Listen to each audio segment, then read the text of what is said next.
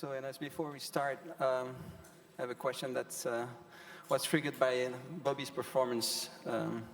I've seen you play basketball. I've seen you fight for human rights. I saw you in Congress with politicians.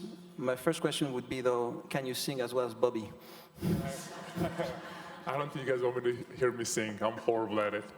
So I'm gonna just stick to playing basketball. Let's start with basketball. Like on February 8th, you were at the Barclays Center in Brooklyn, crushing my home team, the Brooklyn Nets.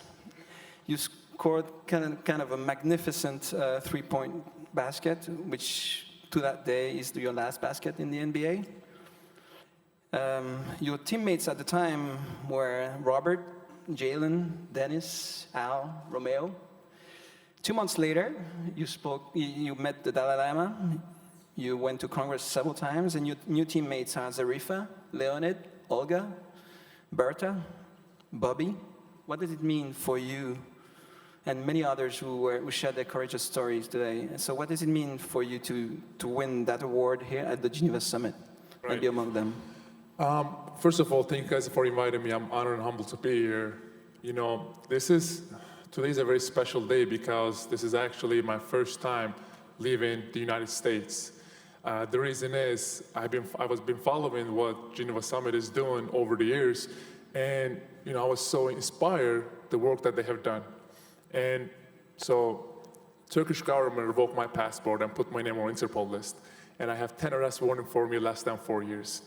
And when I had a conversation with many of my people, they told me not to take any risks and travel outside of America. But I wanted to come here, and I wanted to be part of this beautiful event because I think before everything, I wanted to come here and educate myself. You know, I have seen so many champions, so many, heroes that inspires me. So when I go back home, I can inspire, and I can also educate the friends around me, my teammates, and my athlete colleagues.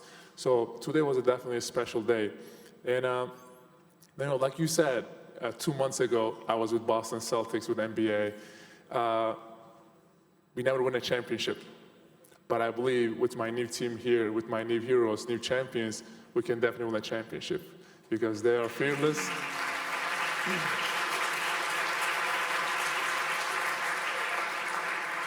I mean, all the dictators out there should better be scared because this team we're gonna crash them. So it looks like it. Yesterday after the panel at the UN, when you stepped out, you were talking to some of the panelists, and you told some of them, "Thank you, I learned a lot today." And so, what did you learn talking to them, talking to all these activists that you met here in Geneva?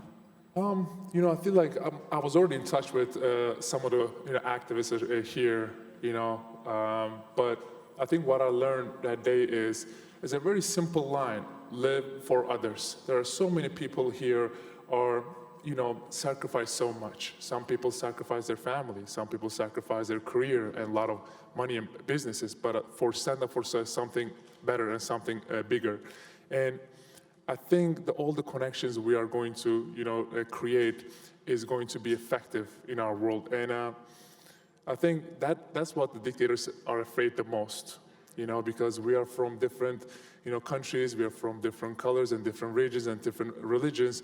But I feel like we need to fight as one.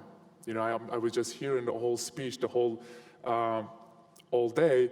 A lot of people are struggling because of obviously all the dictatorships out there. But I feel like we need to unite and fight as one. Talking about sacrifice, you left your family at a very young age to play basketball in the U.S. So your life, tell us about your journey, because you made the ultimate sacrifice, as a teenager to be without your family, to play basketball, and now your activism kind of seems to have at least put an end to your career. My whole life was all about basketball. And I came I went to America when I was 17 years old because of education and also play basketball at the same time because so my dad was a genetic professor, and I asked him if I can start playing basketball, and he made me promise one thing. He said, "I want you to be a good student before becoming a good basketball player.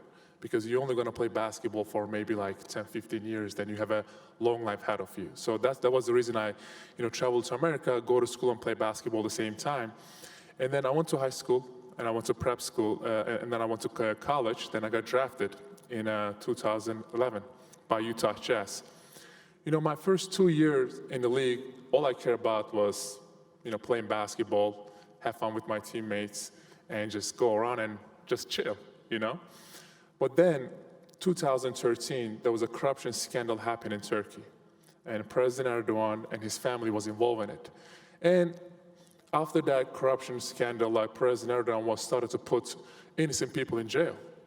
Journalists in jail, activists in jail. And he was started to go around and shutting down media outlets. And I was like, I don't care who you are. If you're going to fight against, free press, I'm going to say something. So I just put a tweet out there, very simple tweet. And because of the NBA platform, it became a conversation. And then I was like, even one simple tweet can affect this much. From now on, I'm going to, pay attention about what's going on in my country more and more. And I started to study. And obviously, because of the platform, a lot of the, big news outlets and newspapers started to give me a platform. And I did start to talk about a lot of stuff, but it affected me and my family.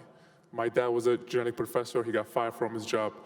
My sister went to medical school for 6 years. She still can't find a job. I think the saddest one was my little brother, because he was playing basketball and he wanted to be like his big brother and play in the NBA one day. He was literally getting kicked out of every team. And he was so young, I couldn't explain him why, And so they were getting affected so much, they had to put a statement out there and said, we are disowning our son. And they made it publicly. I remember going to a practice that day. Was one of the toughest days in my life. But then Turkish government didn't believe that. They came to my house in Turkey and they raided the whole house and they took every electronics away because they wanted to see if I'm still in contact with my family or not. They couldn't find no evidence, but then they took my dad in jail for a while, but we put so much pressure to Turkey, they had to let him go. But then, you guys know the story, so then they put my name on Interpol list and revoked my passport and tried to kidnap me actually in a couple of places. But that is my life story, pretty much. The first time we met, talking about your dad, the first time we met, I asked you, what triggered your activism, and you told me about a conversation you had with your parents, and when you told them you were going to speak out. And the one thing you said about your dad is that he remained silent when you told him you were going to speak out. Do you think he would be proud of you today? I think so. My dad didn't want me to speak up in the beginning, but then, obviously, so there's no communication right now because if I talk to them, they will be in jail. But I think today, if he sees me standing here, not just by myself, but with his, heroes, I think he will be very proud and happy. In French, yeah.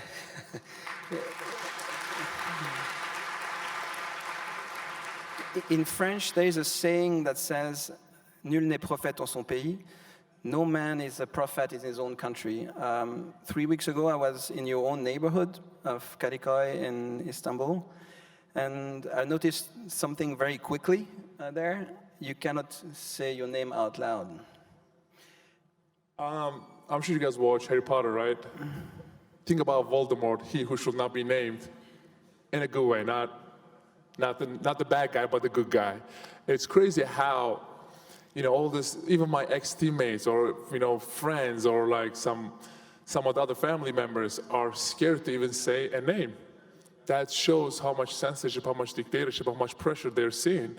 And it's just unbelievable. I just laugh at it. I'm like, I could care less because I'm going to keep doing what I'm doing. But it's really sad to see. Say your name. You changed your name recently to Freedom. How did that come about? So the reason I wanted to change my name, I remember when I came to America back in 2009, one of my teammates actually criticized the American government. And I was very scared for him because I was like, dude, what are you doing? And he turned around and asked me, what happened? And I was like, then you might be in jail tomorrow. And he started to laugh, and he's like, this is not Turkey, this is America. I didn't understand what he meant. So he tried to explain to me what freedom of speech means, freedom of press means. But I still couldn't get it because I never had that growing up. But the reason I wanted to make that word part of me and carry it everywhere I go and actually put that word behind my jersey is to inspire our young generation. I feel like if we want to have a better and brighter future, we have to change our mindset of our young generation, because I think it's really important to just inspire, especially if you're an athlete. You have a huge platform. I'm sure so many people here have TikToks and Instagrams and Twitters and Facebooks and Snapchats and many other handles, but they're following everything you're doing. So it is important to stand up for the right things. That was actually the one thing that made me so happy, because I was educated and inspiring all the sports world, especially the kids. So now whenever I hold a basketball camp, instead of asking me questions about basketball, they ask me questions about Tibet. They ask me questions about Venezuela or Cuba, or they ask me questions about Iran or what's happening with Hong Kong, So that actually really, really made me happy, because now I know that they're studying.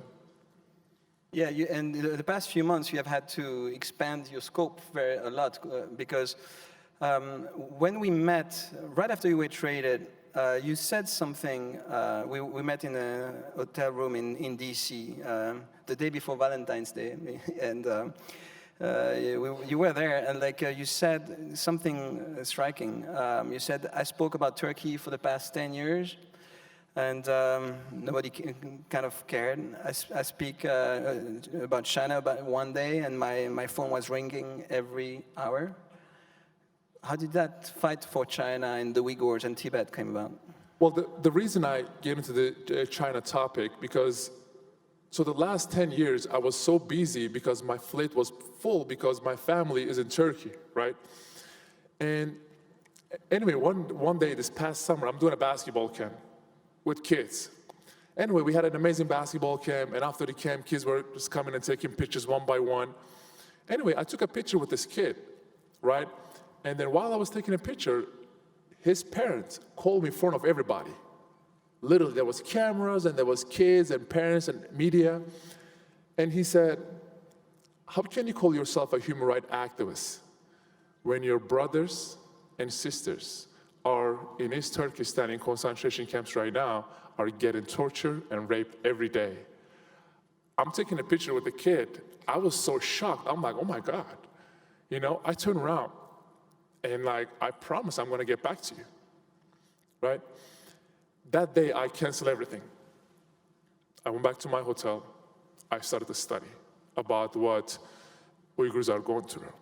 While I was going, studying Uyghurs, and I am a big fan of, His Holiness Dalai Lama. And then I started to study about Tibet. Then other regions came. I already knew about Hong Kong because of 2 years ago. I'm sure you guys know the general manager of one of the NBA teams tweeted something, and it became a huge mess. Then I started to, study about Southern Mongolians and Taiwan, and I was very ashamed with myself. I was like, I cannot believe the last 10 years I was just only focused on one dictatorship. So that day I promised myself, whatever it takes, I'm going to speak up for those innocent people. Because there are human rights violations that are happening all over the world. And I feel like this platform is given me by God, and I need to use it for His cause, So, and then I talked. The craziest thing, so I'm sure you guys watch a lot of basketball. So I talked about Tibet. My first topic was Tibet before the game, right? And then in the first half, so in one half, there is 12 minutes, 2 quarters, it's 24 minutes. And at halftime, I went back to my locker. I looked at my phone. My manager texted me and said, every Celtics games are banned in China. I was like, oh my God. That clearly shows that how much they're scared of, a voice. And then my friend told me about it and said, it's normal. I asked him, what do you mean? He said, do you know there's a cartoon called Winnie the Pooh? I'm sure you guys know. And that cartoon is banned in China. And I asked him, what do you mean? He's like, just because of the character of Winnie the Pooh looks like the dictator Xi Jinping, he literally banned the whole cartoon. I started to laugh. I'm like, this is just wild, you know?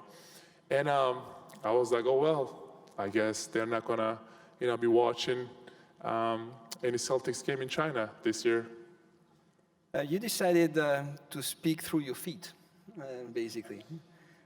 So I wanted to create these beautiful shoes, right? Because when I was a kid, I remember whenever I watched an NBA game, right? The first thing I was looking at in an NBA player was his shoes. What color it is, if they're comfortable, what brand, And I think my goal was to inspire our young generation, right? I'm like, I'm gonna do it in a very unique way. I'm gonna create these shoes where I'm going to put all these, human rights abuses and political prisoners on names and flags on my shoes and go out there and play. That is my freedom of speech.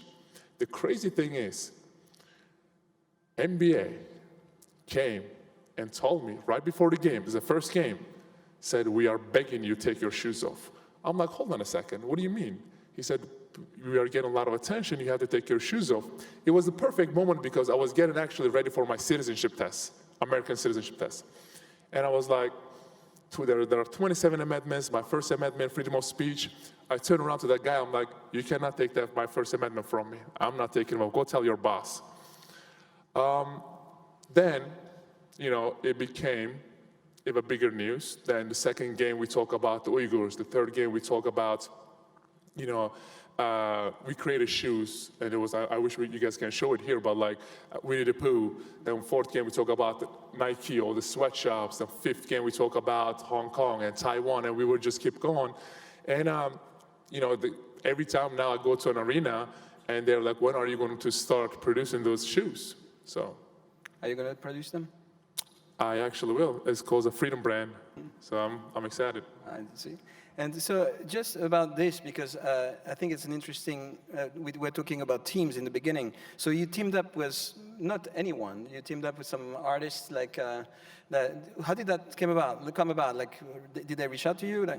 So we reached out to them because I wanted to do it in a very unique way where I can reach out to these artists where they've been oppressed by their governments because they know the best, So whenever I'm going to say today I'm going to talk about Hong Kong, right? I was reaching out to an artist who knows Hong Kong really well. Or the next game I was going to talk about Nicaragua. I was reaching out to an artist from Nicaragua, and she was helping me. And actually, she's here. I don't know where she's at right now. Yep, she's right there, Miss Valle.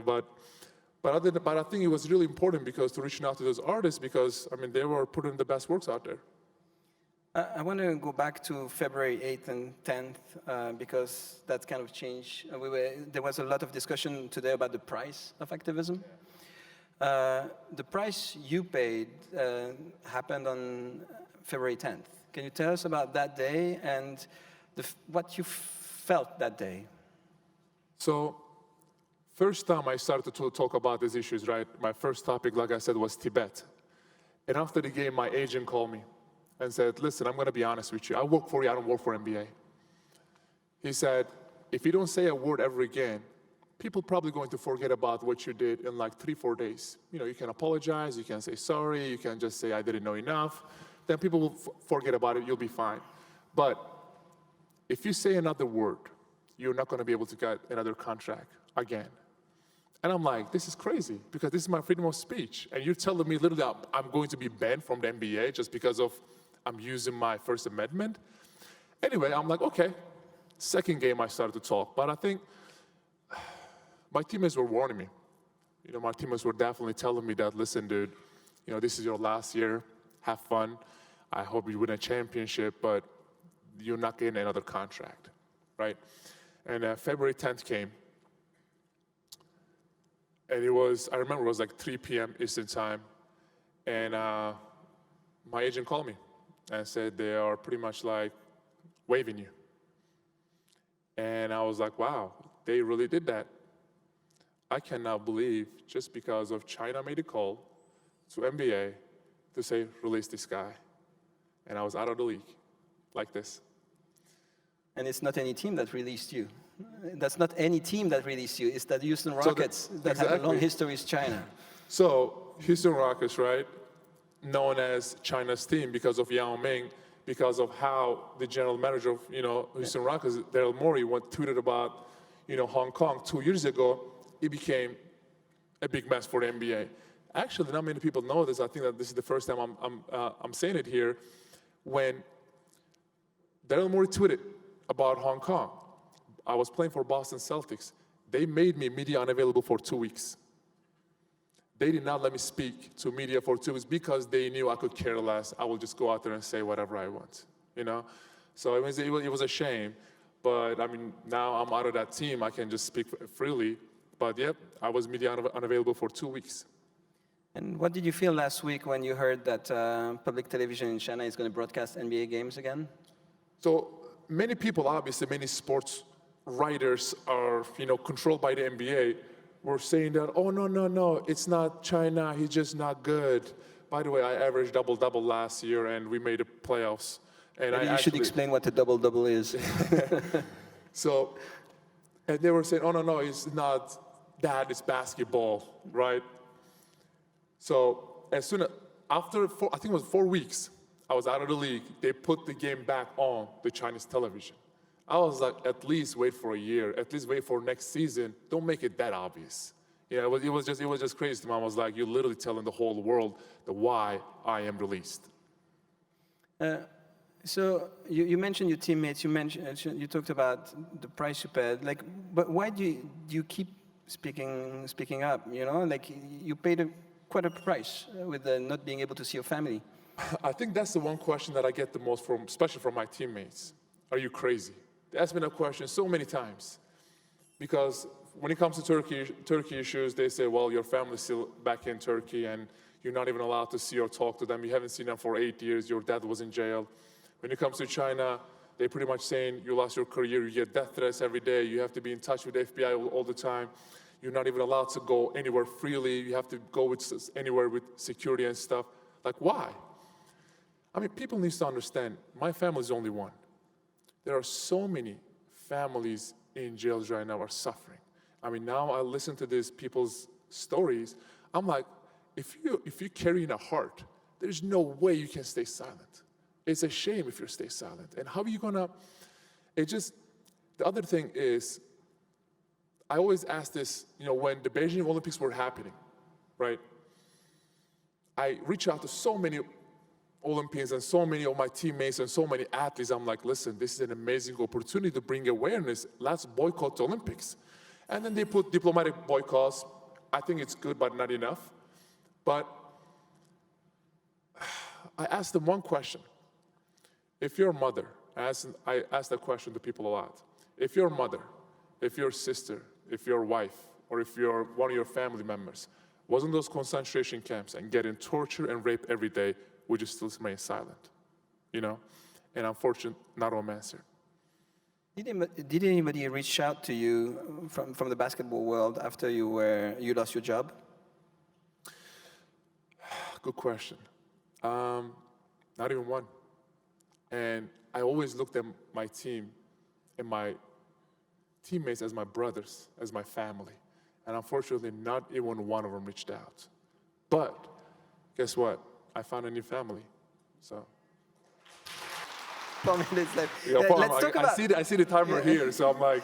Hey, let's talk about change. Bobby right there drinking coffee. You guys are like drinking waters. We're almost done. So let's talk about change, because you did not only average double-double, which, by the way, means that he had a double amount of points and rebounds, yes. Points and rebounds, so more than 10 rebounds and more than 10 points in a game, which is quite something. Who am I to say that? But anyway, talking about change, you were part of another team who managed to do something quite extraordinary in Washington, D.C., which is to pass the Uyghur Forced Labor Prevention Act with like 428 votes to 1 in the House of Representatives. I mean, for people who don't know the U.S. government, this is quite something to do this. So yes. Tell us about this. So we always say, don't just talk about it, be about it. If I come here and just give you guys a 25-minute speech, right? And if I go home and start watching movies and not care about it, what I talk about, it's just not going to be effective. So we always say, don't just talk about it, be about it. So, by the way, I don't want to take credit because, I did not do a lot in that bill. Well, I helped, but didn't do much. But for, that bill, Uyghur bill was so important because it's going to, so if you're a company, right, if you're using a slave labor, pretty much you're not allowed to step into America. And that is going to cost billions of dollars, with a B, of dollar to China and these companies who are using slave labor. So I was really happy about it. Actually, when we put that out there, a couple of the companies like, I believe Apple and especially Nike was lobbying against this bill. But I was like, you know what? We're gonna crash it. I don't care how strong they are. I don't care how influential they are. We're gonna go out there and just, because this is the right thing to do. What are you setting your sights on now? Is there another fight in Congress that you want to be part of? I mean, there are so many bills now. I'm just keep hearing about, there's a Tibetan bills and there's Hong Kong bills and this. So there are so many other issues that are happening. Now I was listening to, my Afghan sister. So there are so many problems that are happening in our world, but I feel like, but people need to understand.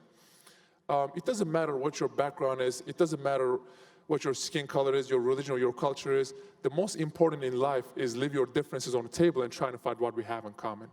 Till one of those billionaires find another planet to live, this world is what we have. So we need to make this world better together, and we need to fight as one. So that's why I was so excited to, be part of this beautiful event, because now I know what Afghanistan going through, Nicaragua is going through, Venezuela going through, Cuba or Iran or all the other countries, Tibetans or Hong Kongers are going through, Now I can help them and they can help me, I feel like we are a huge family and we need to, move as one, we need to fight as one. I think I heard that from a speech. If you're a boxer, you would notice, but if you punch someone like this, right, you will break your hand. Yeah. But if you come fight as one and punch them like this, then you're gonna break their jaw. So I feel like, all these activists, my friends and my heroes here, need to come as one and punch all the dictators out there in the face, and we'll destroy them.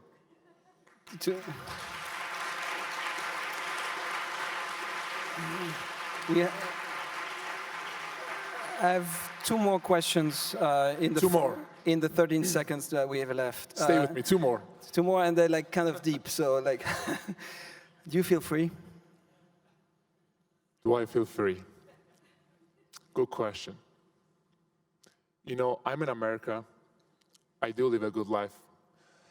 But till all my friends are free, I'm not free. Till Tibetans and His Holiness Dalai Lama, till all these political prisoners we talked about, till Ms. Valley's husband, till all this, political prisoners, not just here, but all around the world. There are so many other countries that are going through so much, rough times, but till I'm not free. And I will be, it doesn't matter if there is peace in my country, I will be, working with these people to fight for freedom and democracy. For the last question, I'm going to quote Martin Luther. It's a name I can never say, I'm sorry. Martin Luther King Jr., he said, no matter who we are, or where we come from, we're all entitled to the basic human rights of clean air to breathe, clean water to drink, and a healthy land to call home. So, what is home for you? What is home for me? Good question. I think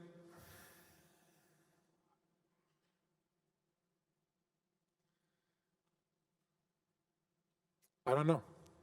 I don't know what is home for me, because my home country, Turkey, where I grew up, thinks that I'm a terrorist because I spoke out against the issues there.